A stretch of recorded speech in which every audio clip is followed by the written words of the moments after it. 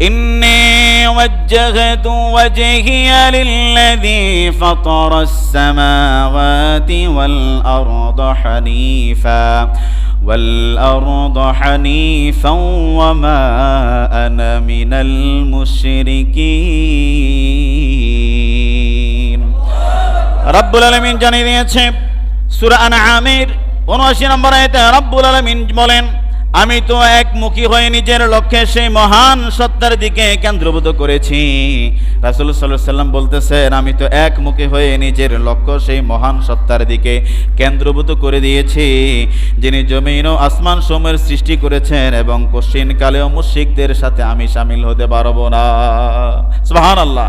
কশিনকালেও মৃত্যু যদি সামনে চলে আসে, ফাঁসির মঞ্চ পর্যন্ত যদি আমাকে পৌঁছে দেওয়া হয়, কোনো কারণে কোনো সূত্রে মুশরিকদের অন্তর্ভুক্ত হওয়ার কোনো সুযোগ নাই।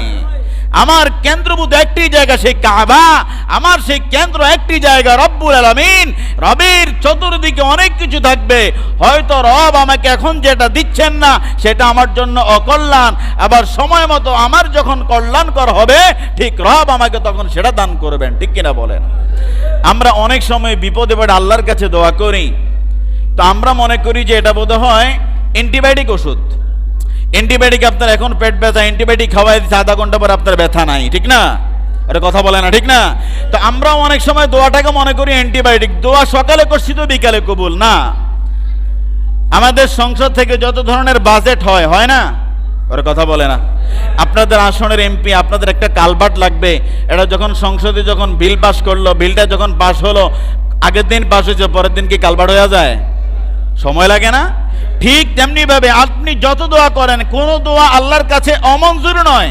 কথা বলেন, আপনি আল্লাহর কাছে যত দোয়া করেন কোনোটা অমঞ্জুর না, সবটাই মঞ্জুর। তবে হ্যাঁ, আপনার জন্য সময় সাপেক্ষে কাল ক্ষেপণে যখন যেটা আপনার জন্য কল্যাণ, তখন সেটা রব্বুল আলামিন বাস্তবায়ন করেন, কবুল করেন। আর যেই দোয়াগুলো আল্লাহ তাআলার পক্ষ থেকে কবুল হয়েছে, হয়তো আপনি পৃথিবীর জমিনে পান নাই, কিয়ামতের ময়দানে সেই দোয়াগুলো আল্লাহ তাআলা নেক দ্বারা প্রলেপ লাগায়া, নেক দ্বারা ঘষা মাজা করে আপনার আমল নামায় যোগ করে দিবে। জোরে বলেন সুবহানাল্লাহ। তাহলে দোয়া যা করছি সবটাই কি কবুল? কথা বলে না, দোয়া যা করছি সবটা কি কবুল। কোনোটা এখানে পাবেন, কোনোটা সেখানে নেক রূপে পেয়ে যাবেন।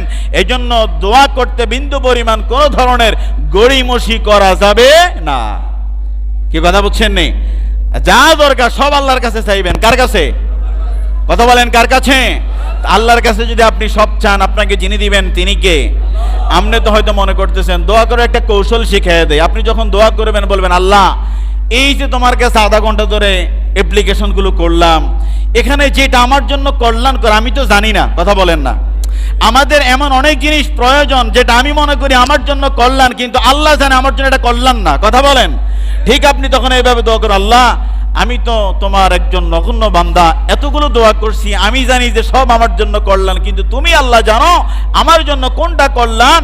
যেটা আমার জন্য কল্যাণ হবে, যেটা আমার জন্য নাজাতকৃত হবে রব্বুল আলামিন, সেটাই আমার জন্য কবুল করো। সেই রিজিকটাই তুমি আমাকে দাও, সেই দোয়াটাই তুমি আমার জন্য কবুল করো। সুবহানাল্লাহ বলেন, আর একটু জোরে বলেন সুবহানাল্লাহ। তাহলে আমরা আল্লাহর কাছে দোয়া কম করবো না বেশি করব? আর একটু জোরে বলেন, কম করবো না বেশি করবো?